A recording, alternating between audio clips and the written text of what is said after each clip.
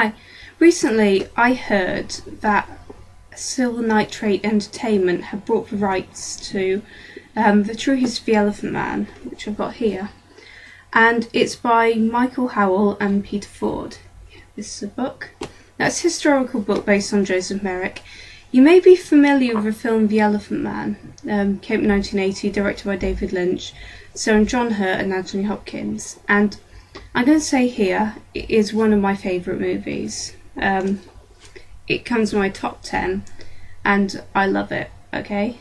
So I'm just going to throw that out there before I begin. Okay, so, I love that movie. Now, for copyrights being purchased, this probably means that there'll be a remake of it.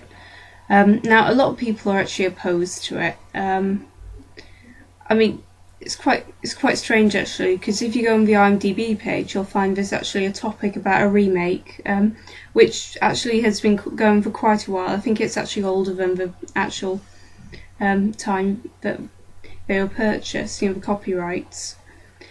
Okay, I'm going to go through a few of the criticisms and kind of debunk them, I guess, because personally, I'm kind of in favour of a remake. That doesn't mean I'm in favour of this remake.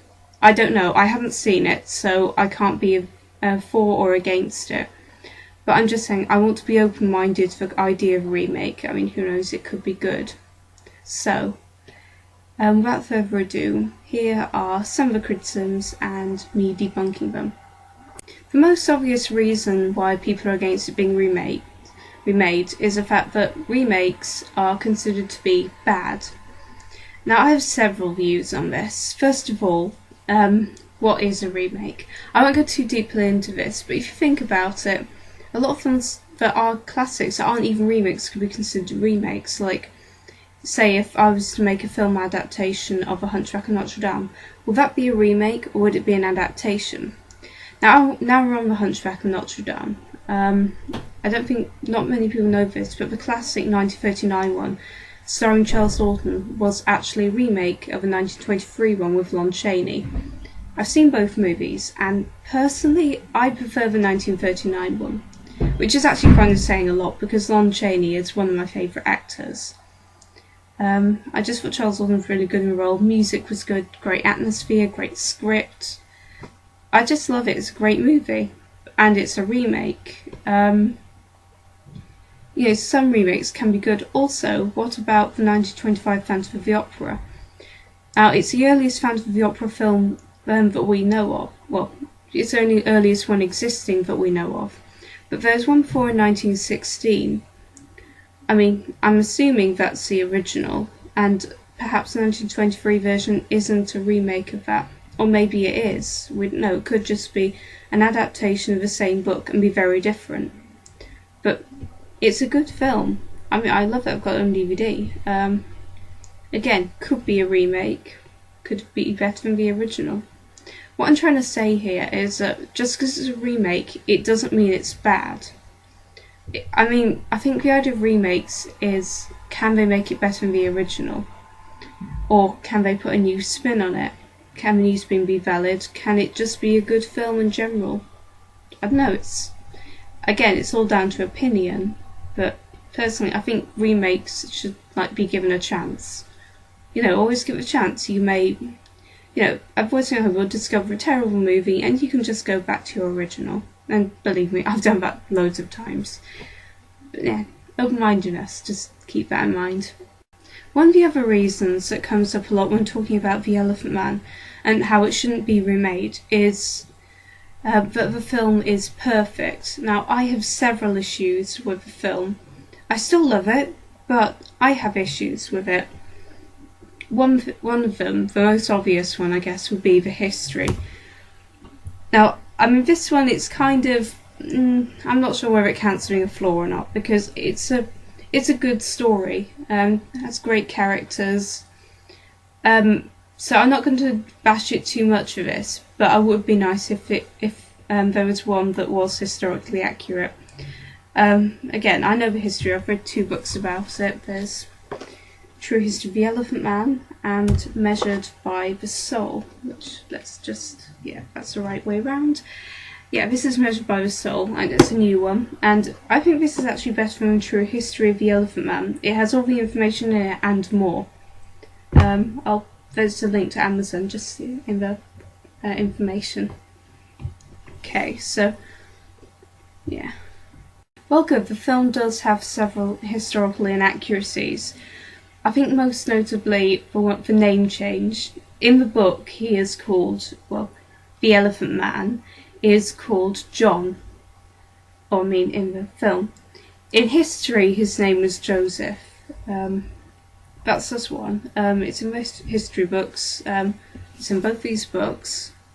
It's on his birth certificate. It's in his memoir. He actually wrote a short autobiography for his sideshow pamphlet, and he called himself Joseph in there. Not to mention, we have one letter from him, and he signed himself as Joseph. So, pretty conclusive evidence that he is called Joseph. On top of that, he never met Miss Kendall, and the man running the sideshow didn't treat him as badly as that. Though there was a sideshow manager who did abandon him in Belgium, just like in the stage play. But yeah, there are other historical inaccuracies, but I digress. I don't think that makes it a bad film. The film is still fantastic. And yeah, I always say you've got to distinguish between what's a film and what's a documentary, and it's not a documentary, so it's perfectly acceptable to have those historical inaccuracies, in my opinion. I also have some slight issues with the narrative. Not, like I said, not enough to sort of warrant a remake. I mean, not enough to say it's a bad movie. But there's a part in the middle where I feel like it's got a lot of scenes just crammed together. And, take for example that scene, and it's a really moving scene when John asks Treves if he can be cured. Again, it's a really moving scene, and it's well done. I just thought it came way too. I don't know. It was probably a bit too quick. It didn't develop to get to that scene. It just threw you right in there. And apparently, it was actually part of a bigger scene, and that is actually elaborated in the Christine Sparks novel based on the movie. Yeah, it's a good movie novelisation. I'd check it out if you're interested. So yeah, I think a lot of the problems come with cutting out parts of the script rather than the fact that it's particularly bad or anything like that, because the writing, it is fantastic. It's a moving film. It can make me cry. It's brilliantly acted. Possibly some of the best acting I've seen on screen is from that film. So I think very highly of it, just to let you know. Again, I like it a lot, but it has issues. And a remake perhaps could do some of them better, and if not, it's worth giving it a chance.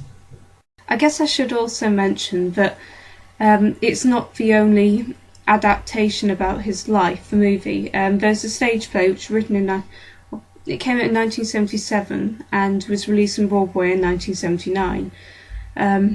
In fact, some people think the movie could have been inspired from the stage play, which they have got a lot of similarities. And I don't mean historical accuracies, I mean historical inaccuracies.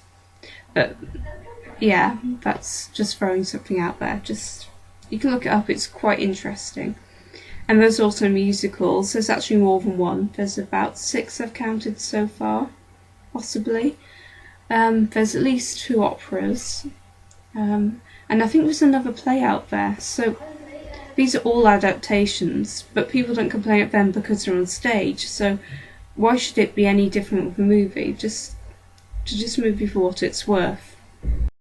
Okay, to summarise, I'm kind of in support of the concept of a remake. Not necessarily this specific one, because I haven't seen it, so I'm not going to judge until I have seen it. I would like one that's actually closer to history, because again, I really enjoyed reading the history books. I found both really moving, and I would like to see that on film. So yeah, a historically accurate film about Joseph would be, I can't explain how brilliant that would be. So yeah, my recommendations to you guys would be just to consider us before judging it and just try and see it, okay? Just when it comes out, if it does, because we're not entirely sure whether it is a remake, just give it a go. If you don't like it, you've still got the David Lynch film. That's not going anywhere. You've always got that film. And if you do like it, you could surprise yourself. You could discover something new. So, yeah, thanks for watching. I'd be interested to hear your comments, so just comment below. Thank you ever so much. Bye.